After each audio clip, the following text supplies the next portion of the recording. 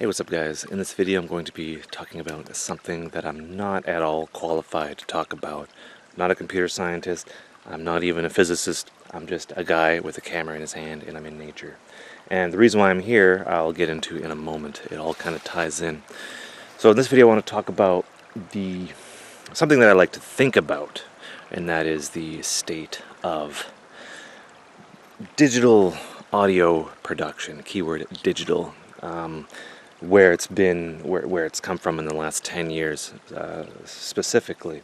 And one of the major accomplishments in my opinion and what I've seen is tape emulation. Tape emulation has been kind of the holy grail of I guess software emulation in the audio world.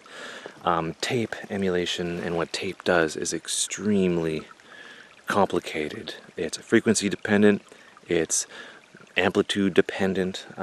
What tape does, basically speaking, there's like a lot of white papers that have been written about this.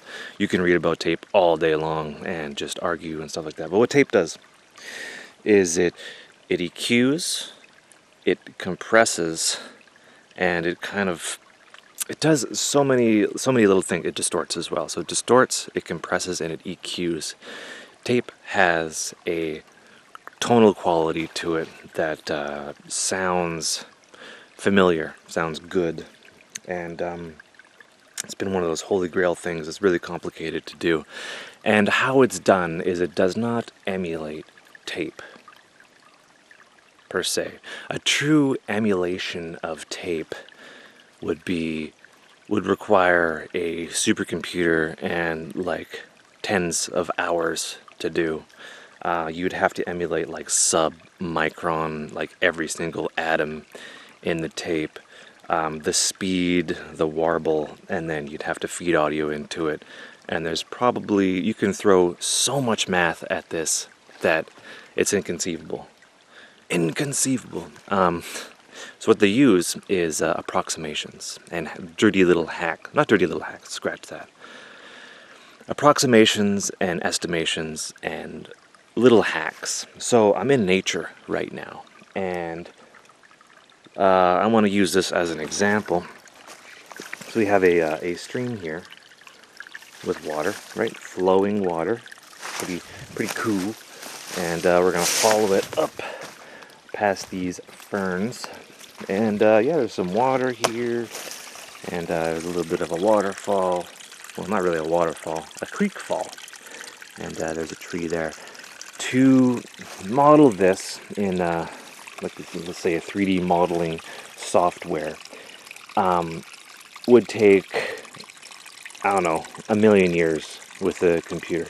So we use approximations of water flow. You can't emulate every single molecule of water going through here and, emulate like hydrostatic stuff going on, fluid dynamics across mud, across different rocks and surfaces, and the flow of water. The flow of water is very complicated in terms of, what it does. There's like topsoil, clay, sand, underwater veins of water. Water is always moving, and it's moving towards something. It goes up, goes down, goes sideways. So water's kind of complicated, and it reflects light as well. So there's even more of a complicated thing. So photons come from the sun, go into the water. Some are bounced off, right? Reflective. Some go underneath and light what is underneath the surface of the water. Some wiggle around in the water and bounce off. Reflection, refraction, and diffuse, and all these sort of things. Water affects the dirt. It reflects off water. So you introduce light into it, and it's super complicated. The sun is up there. There's some parts of this forest that are in light, some that are in shadow. The sun passes through leaves. Some parts of the leaves reflects light off, so it's visible.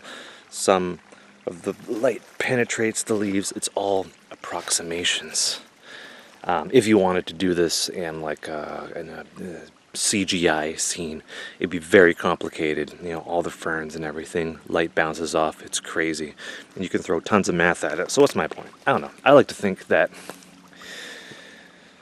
there's never going to be a true emulation of any kind of software, but there's really, really, really close approximations of this software. The Arturia Minimoog V came out years ago, and it was pretty close. And there's arguments online about, is it true analog? It's like, I prefer a real Minimoog Model D. Yeah, sure, spend about $7,000 on that, get it serviced, and I'm sure your music will improve immediately. But the essence of that piece of software is there. I'm kind of different. I don't really enjoy, in terms of synths, I don't really enjoy analog synths. I'm a big fan of digital synths.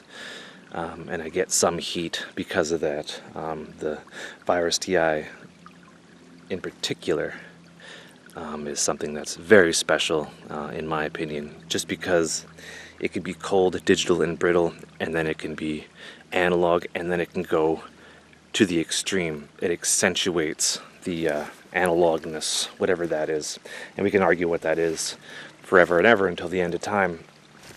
But the flexibility of it really fascinates me, as opposed to like a Moog where, yeah, it sounds good, but there is a limit to overload of what the components can handle and the smudginess of it. The filters sound good, and there's no need for interpolation between the points. You don't need complicated floating point math to figure that out. It's done with electricity, which is fascinating and neat, but in terms of our hearing, it's not necessary.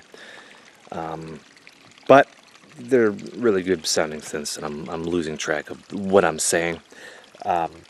So think about this.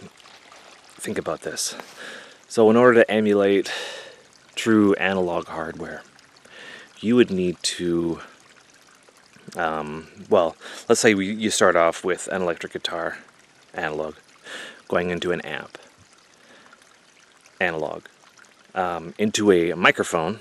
Okay, so then you have to let's say emulate the amplifier, which is a whole lot of like linear and nonlinear distortion, responsiveness, different frequencies. Amps are pretty complicated, but there are approximations available, namely guitar rig and the like.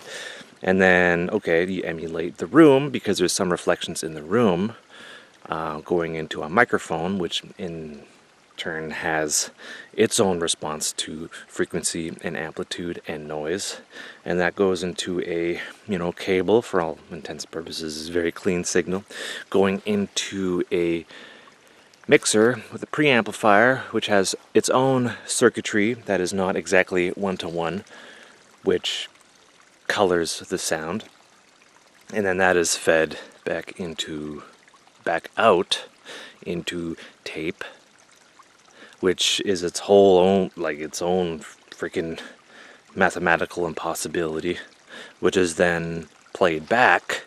So you have to emulate the playback, so recording on from the tape head to the tape head, and then you got hiss, you got warble, you have a whole bunch of math that goes into that, played back through the mixer, and then that is bounced to more tape. So you can understand now that it's probably just as complicated as the scene behind me. And we're getting into the philosophical concepts. So what do? You do approximations that modern puny in 100 years will be laughing at the processors that we have. But we have a method that can be done on modern processors, and you can have multiple instances of it, and computers don't essentially catch on fire. So where are we at? Well, where do we go from here? I don't know. Blind listening tests. I can argue that you won't be able to tell the difference. Even if you've used tape before, I think they have it pretty well nailed down. Slate Audio has a very impressive tape emulation made by a really neato guy. And that's what we have. So, okay. What am I even talking about? It's an argument that we shouldn't be having. True analog emulation, not possible yet. Abstraction and close enough, we have. And they should be kind of two separate things, in my opinion. And this came to light at one point when Machine came out and there was the SP1200 emulation, which emulated the bit depth and sample rate of the SP1200. That's all it did, which mathematically, if you take into account the filtering as well, is pretty easy to do, and you get really close. But I remember reading that the SP1200 user forum basically imploded with rage because it wasn't quote-unquote close enough. It didn't sound anything like it. So there's always going to be, I guess, purists out there. There's always going to be, the idea of vinyl sounding better than CD. I think they sound comparable, but when you listen to vinyl, you're listening to a lot of different things. The needle and the groove, the dust, the quality of the pressing, I guess, the coloration added by the amplifier that you're listening to, the responsiveness of your headphones or stereo. You know what I mean? It's the argument is just so kind of silly to me. It's like how, I don't know. I'm digressing and I'm getting lost in thought, but it's something to think about. So I don't know. Maybe we can start a conversation in the comments. Like, what even is analog emulation? What even is analog? You know what I mean? It just doesn't add up to me. It doesn't add up to me. Like, where's the argument? The argument just comes down to I need to validate the money that I spent on this, or the job or the security of my studio, because we use a lot of analog gear, and people have this kind of analog fetish. It's dying down now, but it was a big thing back in the day. Anyway, I've talked on long enough. Hope you enjoyed the video. Take care and have a good one.